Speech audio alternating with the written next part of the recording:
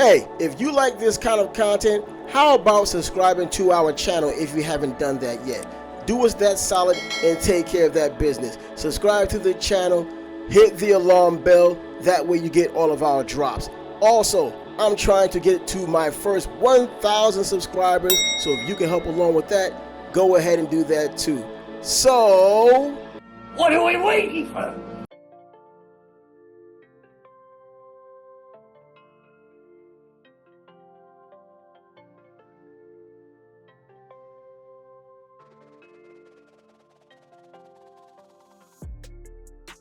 yo, this is Tribe with Tribe Sports Bag, and I'm back at it again today with you, and we're getting into some sports.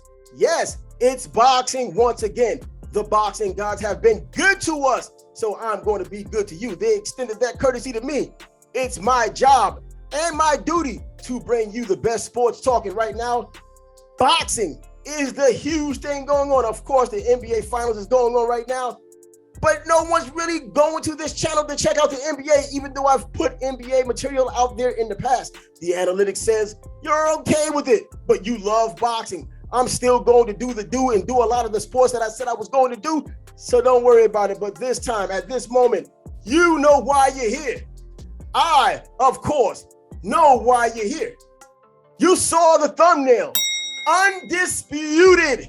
Devin Haney, the undisputed 135-pound lightweight champion of the world, the first of the four-belt era in the division. And I'm here to bring some of that news to you. If you saw the fight, you know what kind of a masterful job was done by one Devin Haney against George Kambosos down under in Australia. He took care of that business.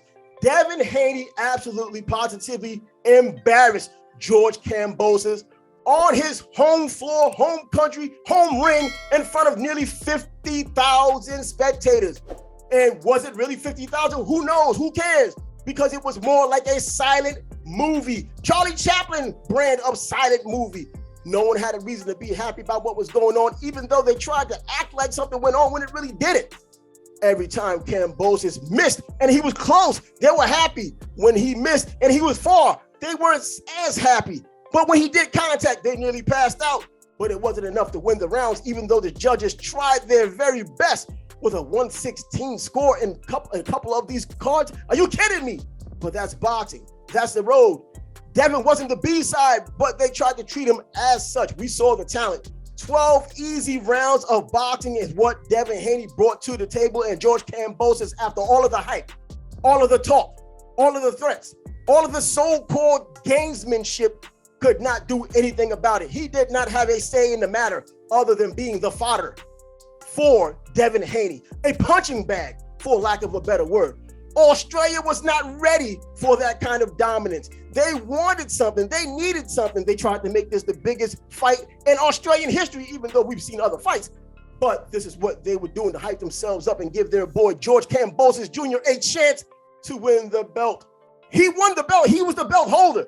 He couldn't hold on to it. Those belts are now currently in the United States of America, where most people think they belong anyhow. Anyway, as I mentioned, it was a quiet crowd. They had nothing to cheer for. Devin Haney started early and he kept it up often. Yes, some people may say it's a boring style of boxing because you'd rather see people stand in front of each other and slug like T.O. did when he lost his belt against George Kambosos. But we also knew going into the fight that Devin Haney isn't that kind of fighter. He's a cerebral fighter. I think people were hoping that he would probably not have the maturity to go into a fight of this magnitude. It'll get to him, the pressure of being on the big stage, being overseas, having everyone against him, including nearly 50,000 fans.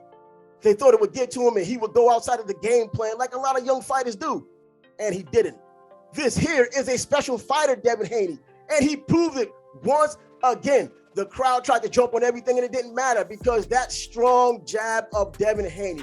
He's not known as a puncher. He's known as a masterful boxer. But when a masterful boxer has a jab that good and that powerful, there isn't anything you can do if you're less talented, let alone if you're George Kambosos. He's less talented. It doesn't mean that he isn't any good. He showed that he's a world-class fighter, but we're talking about someone who is special right here in Devin Haney. Devin Haney is the king of the 135 pounders. No longer the email king, no longer the Facebook king, no longer social media king. He is the legitimate king of 135 pounders, and everyone has to come see him if they want to be legitimized, which is going to be the case moving forward. He holds the cards, even though there is a rematch clause in the mix. Let's see what happens there, because I don't believe, based on the fight that we saw, seeing the ability of both fighters, whether they were tight, whether they were loose, I don't see anything changing. Nothing is going to be different, regardless if it's in Australia or in George Kambosos' backyard of his home. It still won't change. The results still will not change. There was a lot of hype going into this fight. It was expected to be a huge scrap. They expected Devin Haney to get drawn into a slugfest, which he isn't. And I heard a lot of analysis before the fight started. It was like, if Devin Haney decides to slug and not be who he is, they're going to have problems. They being he, Bill Haney, and even Yoel Judah, who was there instead of Bill Haney, who eventually got an 11th hour reprieve, which we may talk about a little bit later. The bottom line is nearly 50,000 people who showed up did not get what they expected, did not get what they wanted. They got what they deserved, a masterful boxing performance, and so forth. It happens. This is boxing. Kambosos won his title by beating Teofimo Lopez in Madison Square Garden, so he showed that he did belong on the big stage. He had the cojones. He came to the United States. He came to the biggest arena in all the world, Madison Square Garden, and he beat Teo. And he deserved what he had gotten. He was legitimately the champion of the world. And now, being at home, the hype machine started. The gamesmanship started. The talks, the name calling. Allegedly coming in overweight during the weighing, so-called to play mind games. Mind games. Man, I think he could have came in 10 pounds heavier and the fight would have still ended the same way, because Devin Haney is that great. Not good, great a boxer. And we had a chance to see exactly what it was. Gamesmanship, be darned. Devin Haney is a spectacular boxer, and there are so many of those same kind of guys in terms of just high-level fighters at 135 pounds now. There are a litany of people, but before I even get to those people that are in the 135 pounds making things interesting, let's get to this little shenanigans that were pulled with Bill Haney, who got an 11th hour reprieve to come out to Australia. I think that was planned. A crime that happened about 30 years ago or more. He was not allowed to come into the country of Australia. I knew the same thing happened to Mike Tyson a while back, but Bill Haney was the biggest fight of his life, the biggest fight of his son's life on the line. What changed between the 2 weeks in which Devin Haney had gotten there and then for them to give Bill the permission to come into Australia? Nothing's changed from what happened 30 years ago. You're talking about gamesmanship. You're talking about government intervention. I think that was indeed the case, but they could not run. They could not hide. When you have a talented guy like Devin Haney out there with that jab and those moves and the combinations and the athleticism against someone like George Kambosos. I'm not taking anything away from him, but we saw what we saw. It's not going away. You can't bury your head in the sand and say that something happened that didn't happen. Even the Australians couldn't say it. Even though Jeff Horn did say, well, I think he could do it in the rematch. Come on, Jeff Horn. You can't even beat Devin Haney, let alone your boy, George Kambosos, who showed us the first time he's not in that kind of a league.